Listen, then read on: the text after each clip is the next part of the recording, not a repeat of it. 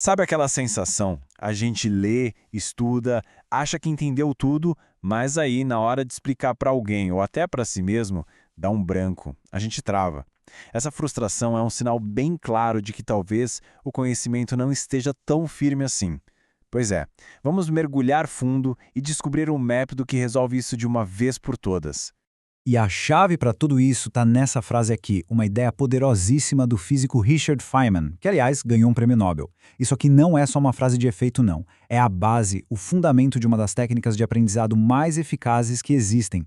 No fim das contas, a simplicidade é a prova final de que a gente realmente entendeu.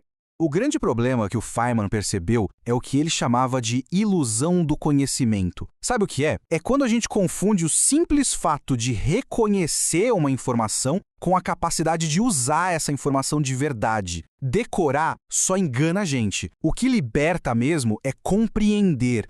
E para combater essa ilusão, o Feynman bolou um método que é genial de tão simples. São só 4 passinhos, mas são 4 passos que basicamente forçam o nosso cérebro a construir um conhecimento real, sabe? Aquele que fica. Bora conhecer essa estrutura? Então, o mapa da mina é esse aqui. Primeiro, escolher e focar. Segundo, forçar a simplicidade total. Terceiro, caçar as fraquezas, os buracos. E quarto, organizar e fortalecer tudo. Um passo leva ao outro, criando um ciclo de aprendizado que, olha, é muito, muito robusto. Vamos lá. Passo 1.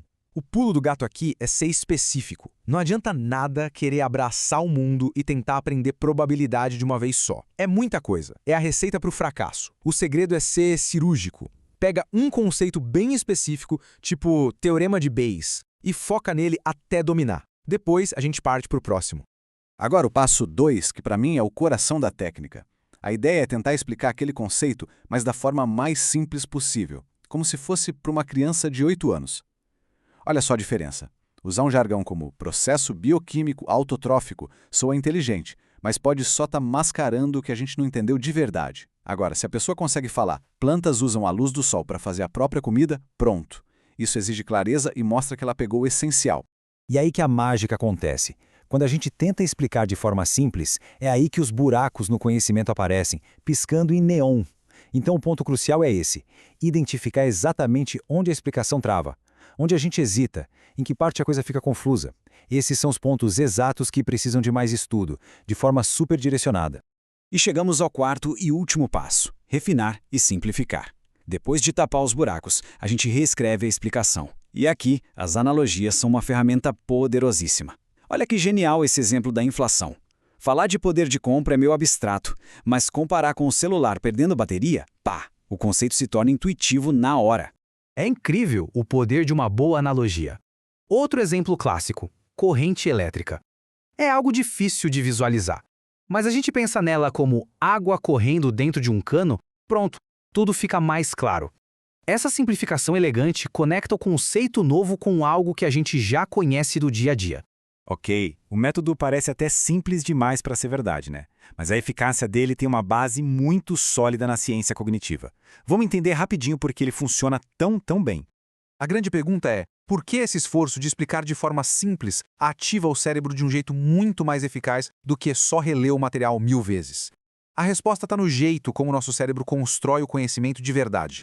Basicamente, a técnica se apoia em 4 pilares. A recordação ativa, que força o cérebro a buscar a informação, a elaboração, que conecta ideias novas com as antigas, a metacognição, que é a gente ter consciência do que sabe e do que não sabe, e a descompressão cognitiva, que é pegar algo complexo e quebrar em pedacinhos. Ou seja, não é decorar, é construir. Mas como qualquer ferramenta poderosa, tem que saber usar, né? Existem algumas armadilhas bem comuns que podem atrapalhar tudo. Conhecer esses erros já é meio caminho andado para não cair neles. Esse quadro aqui é um ótimo guia. Primeiro erro: copiar explicações prontas. Isso anula o processo todo. Segundo, achar que entendeu só porque leu. Isso é cair direto na ilusão do conhecimento. E terceiro, pular a etapa da simplificação. É a parte mais importante. O esforço tem que ser nosso: criar, testar e simplificar.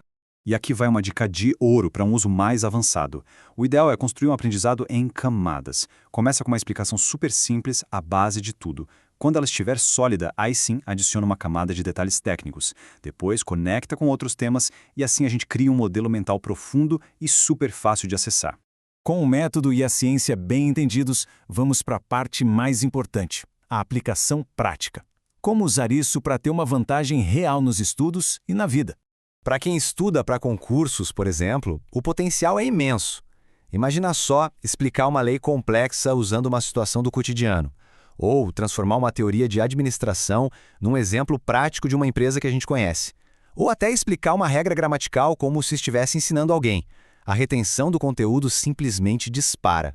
E este aqui é o teste final, o padrão de excelência. Quando a gente consegue explicar um tópico de forma clara, simples e sem consultar nenhuma anotação, aí sim é o sinal definitivo de que o conhecimento foi de fato internalizado. É nesse ponto que o aprendizado vira domínio. E assim, a gente encerra com um convite. A ferramenta está apresentada, o potencial é claro. A pergunta que fica não é se a técnica funciona, mas sim, qual conceito complexo, aquele que sempre pareceu um bicho de 7 cabeças, pode ser o primeiro a ser verdadeiramente dominado com este método? A decisão é de quem quer começar.